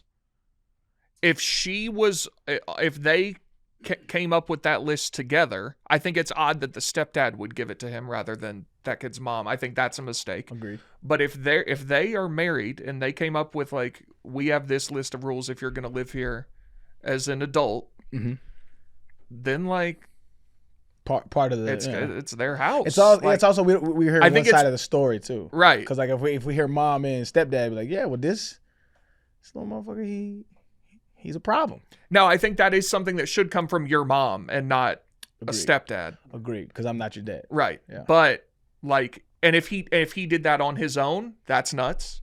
But if it was in conjunction with the mom, I mean, then she should have presented it. She should have presented it. But like, then it's the way it goes, kind of. See, but the problem with that kind of thing, which alludes to my original point, is I bet you he's like, well, where were these rules? Sure. Why these rules now? Sure. Right. And so I think that's probably more the crux of it, is a lot of and that happens a lot of time in relationships, is like we kind of mold to our partner's personalities, and that can change the dynamic between you and your kids. Yeah. Which can become a issue in itself. I always try to parent in mind, knowing that I'm going to have a Zoom call with your therapist at 20 to 30. And so my parenting is specifically curated around what's the best thing for you in this situation and how much of this I'm going to have to talk with you within 20, 30 years. Yeah. So I try to minimize those Zoom calls because I'm going to be golfing. That's good advice. That's good advice. The printout seems excessive. It's a lot. I don't think that there's ever going to be a situation in my life where I'm going to print out a list of rules that I made up for anything. It's weird, yeah. I can't think for myself. Yeah, it doesn't matter. It doesn't matter what it is, where I find myself in life, what event I'm hosting at any given time. I'm not logging on, typing up rules, and then printing them out, and then God forbid, like handing them to people and saying, you need to do what this paper tells you to do. Which leads me to believe that either one, he's an authoritarian or a big fan of Jordan Peterson, or he has a reason where the son is a habitual line stepper and he needs some order in his house. That's true. Which is a fair ask. Again, we're not giving all the context. Yeah. So there's missing information. So I would say err on the side of caution, and like it or don't like it, if you're not paying the bills in your house, you got to follow certain rules. Now, if this guy is a habitual line stepper, I still don't think typing up a list and then printing it out is the best way to It's passive aggressive. It's passive aggressive. It's like you slide it to him. How did he give it to? Did he slide it to him and say, "Hey, look at me. Yeah, I'm the captain." Certified letter, so he knows that you opened it. I know it got delivered. Like he folded it like those like girls used to give us in middle school. Oh, the fortune teller. Open here. Yeah, the fortune. It got served by an officer of the court. I've confirmed that you've seen the rules, so you have no excuse. Give me a break printing shit out. Yeah. All right. Any other voicemails? What's up, guys? This is Jaden from Lubbock, Texas. Love the show. Love you guys. Shout out Clovis, New Mexico, because Arian Foster's from New Mexico. But here's my question. I'm getting engaged Labor Day weekend in San Diego. It's my favorite place, and she likes it a lot too, my girlfriend. So the question is, do you guys have any recommendations on, how I should do it, what I should do to add some pizzazz. I already got the okay from her parents, so both of our families are going to be there, and I don't think she has any idea that it's happening. So any recommendations, since I know Arian Foster's familiar with the San Diego area, so stay handsome, stay beautiful. Peace. Hope she doesn't listen. Clearly doesn't. I would venture to say personal, like, what do they call them? Easter eggs in any kind of thought out way, I think go a long way with women. Like the first time he did this, or I remember she said this a long time ago that she liked this, whatever the case may be. Lay all that out in a cool way. And there's this restaurant on Pacific Beach called, I think it's called Green Light, where when the sun goes down, sometimes it emits a green light over the horizon. And so maybe try to time it up with that. That would be dope. Oh yeah, the green light. I've heard about the green flash. It might be that. Green light or green flash, something like that. Yeah. Have you ever seen it? Yeah. Is it cool? Yeah, it's cool, but I'm not like super big on like natural. I think the one thing that will awe me, like like, what is it, the Grand Canyon? I'm like, it's cool. But the Aurora Borealis, that might get me. Yeah. To believe in something higher. I would love to see that. It was here in Chicago last year, right? They say that. I didn't see it though. No. I think I might have been out of town. I was looking for it. I didn't. Didn't see it? No. What about going? That's like me and Jesus. I was looking for it. What about taking her to Sunset Cliffs and jumping off? Jumping at your own. There's sharks in some of those waters, and I don't do that. I saw a video of a guy trying to do that, and he just landed on the side of the cliff and like broke his legs. Yeah, I don't. Jumping is not you, especially. I'm not jumping. Why would you do that when you're getting engaged? I don't know. I mean, kind of. That's the most recent thing that I saw come out of San Diego. Okay, is a kid at that cliff. Yeah. Nice, man. So it sounds like a terrible idea. A bad idea. Don't do it. Yeah, it was a joke. Don't do it. Yeah. Yeah. Stay out of the water. I don't know. Mad Dog McKinsey, you guys have any recommendations? It feels like you gotta know a little bit about her, because I think some women are more into the surprise thing. Some women would like their family to be around. Yeah, you kind of have to know her whole vibe. Yeah, that's up to her. And obviously, if you're proposing when this comes out, 6 weeks, hopefully you know those types of things, because everyone's different. Like I would never ever want to get engaged like in public, where other people are around and can see it happening. Jumbotron? Yeah, like I'd really have to say no. 'Cause also I will say, unless she says like, I want you to figure it out and have it be a complete surprise, I think setting something up like that, like the Jumbotron, if you know that's something that she would hate, like I think that proves that you don't know that much, like you don't know her well enough to know that she would hate something like that. Like that's a flaw in your relationship, and maybe you shouldn't be getting married. I'm not saying this guy is doing that. But whatever. I think say something personal while you're doing it, I would assume. I've never been engaged, but I feel like that's nice to hear. If she wants, I would have like her family or her best friends kind of waiting at maybe a bar or something, and you guys meet them there after, like a restaurant. They walk in. What'd she say? Yeah. What happened? I mean, San Diego's like a beautiful place. I don't know much about San Diego. We only went there for the Padres, but like, can't really go wrong. No, like La Jolla was beautiful. I know that's like the very nice part of San Diego. Like La Jolla was beautiful. Yeah, I think just cater it to what she wants and what like about her to be true. But I think at the end of the day, it's like the whole point is that you guys are getting married and get to spend the rest of your lives together. Like you don't need it to be a fanfare. Yeah. Lozano?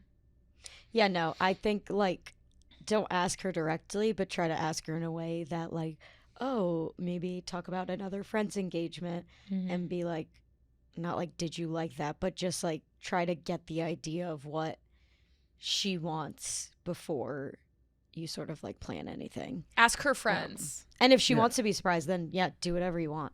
Yeah. But also, I feel like if you're someone that's like asking for advice, he clearly cares about it and like wants to do the right thing. So I think you'll be fine regardless. And you listen to the show, so you're just like an awesome person. Yeah, good guy. Yep.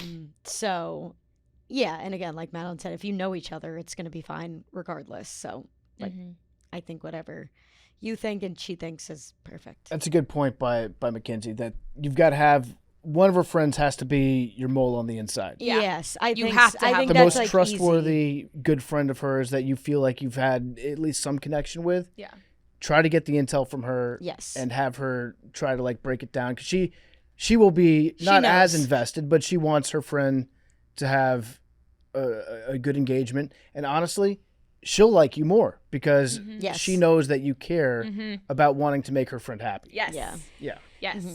And she knows how to probe better than you. 100%. And it's not even, also like, I feel like girls just talk about that kind of stuff. Like she won't even maybe need to probe. She would just know. Yeah, she would probably. What she would want as her friend. Worst case scenario, she does a little probing and she's like, hey, I don't think that you should. Now it's not a good time to ask her. Oh, right. That Like is you- worst case scenario, but then you know. I would give it a couple months.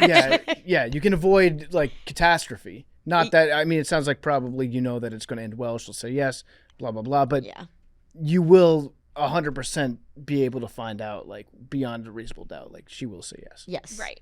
For sure. Yeah. I agree. But good luck. Good luck, homie. You got it. All right. One more? Yep. I will say that it's so much better being in studio with y'all. Yeah, we love having you here. You want to move here? No, not at all. You can get out of that red state hellhole you're in. Move to one of these nice blue cities. Or we could do a podcast about how much taxes you're paying now. You know, I don't. Good. That is nuts, by the way. Where did this edict come from?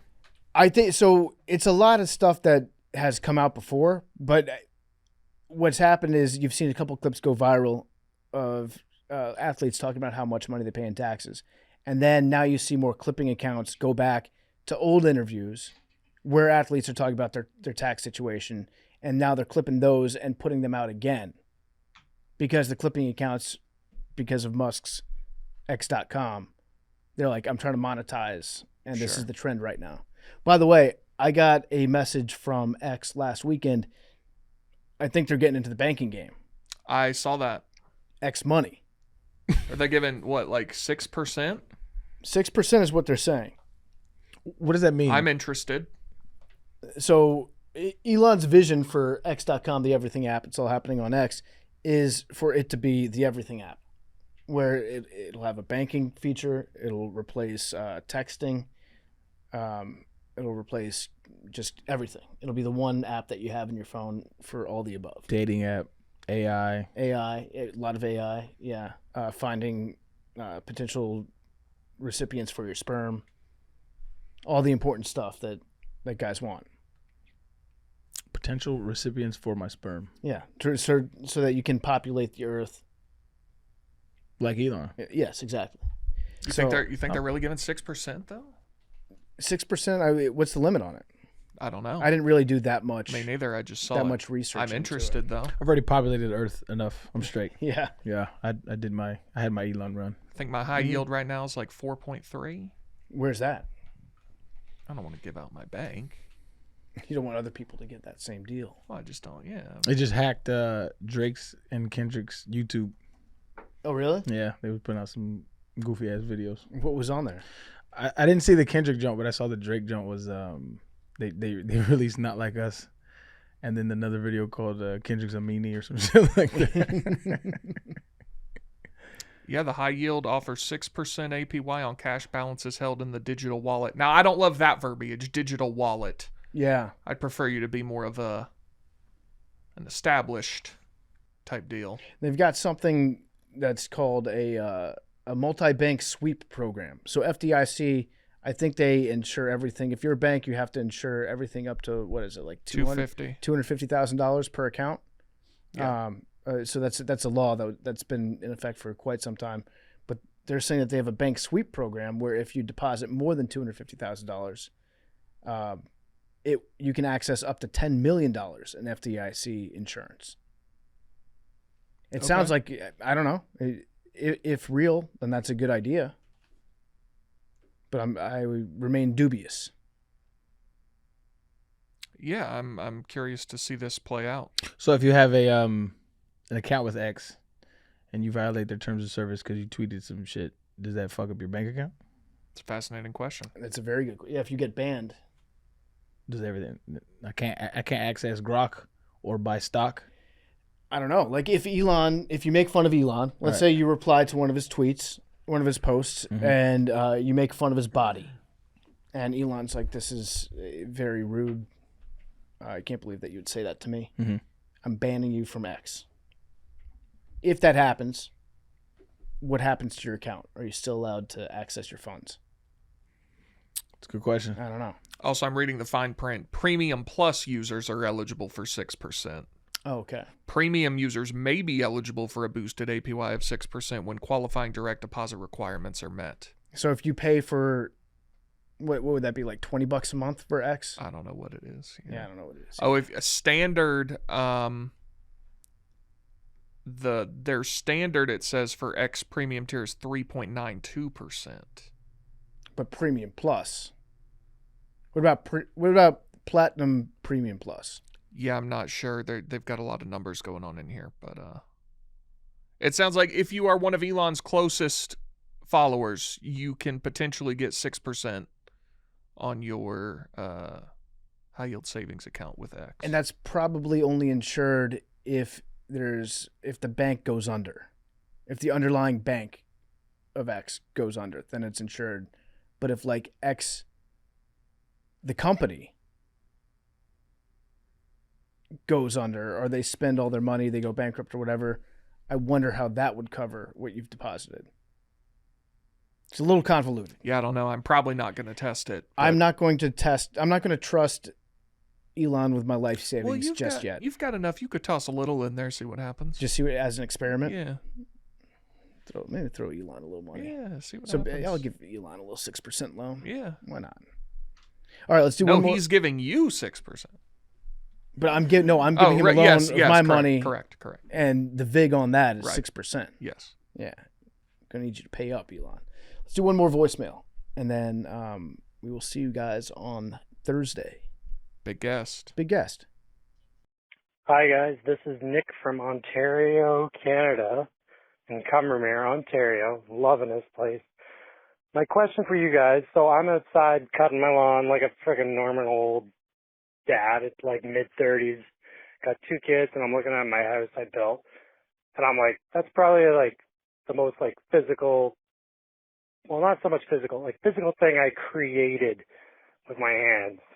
And I know you guys like podcasts and, you know, obviously Adrian with football and stuff, but like, what is like for you guys, like physically built thing that you guys are either the most proud of or like you like physically like did? Like, could be like a garden shed or like, I don't know, PFT with the golf cart and stuff. I don't know if it's back yet or not, but anyways, what's like the most physical thing that you guys like built that you're like either most proud of? Anyways, stay awesome. Beautiful. Peace out. Okay, that's a good question. In terms of chores, in terms of construction, manual labor, what have you built? I think the last album I released, a lot of it had production that I made, and so creating art out of thin air is always dope to me. Yeah, it's just an idea that you have manifested in vibrational form that, you know, some people like, some people don't, whatever. But that's always a dope feeling. I think creating and crafting art is always a really good feeling, especially when it comes out and you're proud of it, you like it. And yeah, I think that's mine. Yeah, it's a good answer. Thanks, man. Something that you make that makes somebody feel something. Makes somebody one way or another something. I would say, the golf cart is it's still in the shop right now, and the guy's not returned my calls, so I might not ever get it back. We'll see. The golf cart. Yeah. I worked on it a couple weeks ago. I don't know if you were on that show. Oh yeah, that's right. Yeah, so it's been in the shop. I've called the place a couple times. Have not gotten a call back from them. So it doesn't make me super confident in what's happening right now to the old golf cart. I would say there's a rugby team that I played for in Austin. The Austin Huns was the name of the team. And I played there for 6 years, I think. 6 years sounds about right. When I first joined the team, they had just purchased a plot of land east of 183 in Austin, Texas. And they didn't have their own field. In fact, no team in Austin had their own field. They would have to rent a field to play games on, to practice on, et cetera, et cetera. So they bought a field with the vision of one day having it be like the team's entire complex. So for the first 4 or 5 years I was down there, I would go out to the field, help them cut trees down, help them level the field to make it so that you can put sod down, help them put the sod down. We'd go out there to cut the grass once or twice a week. And it was on this massive plot of land. Now that's where they practice every single week. That's where they play all their games. It's the nicest field in Texas to get tackled onto because it's nice, soft, good grass. No one else has that type of playing field in the entire state. So I would say probably that because I put a lot of work into it, but it was mainly I would just show up and somebody would tell me what to do. Then I would do that thing. I've found out over the years that I'm not good at figuring out what to do on my own when it comes to building something. Yeah. But if you tell me what to do, I will contribute. Also, getting to build that playscape with Blake Bortles down in Jacksonville was pretty fun. We just did that a couple weeks ago. Shout out to that, man. Shout out Blake Bortles. What about you, Big T? I don't know. I tried to pick a degree where I'd have to do as little manual labor as possible throughout my career.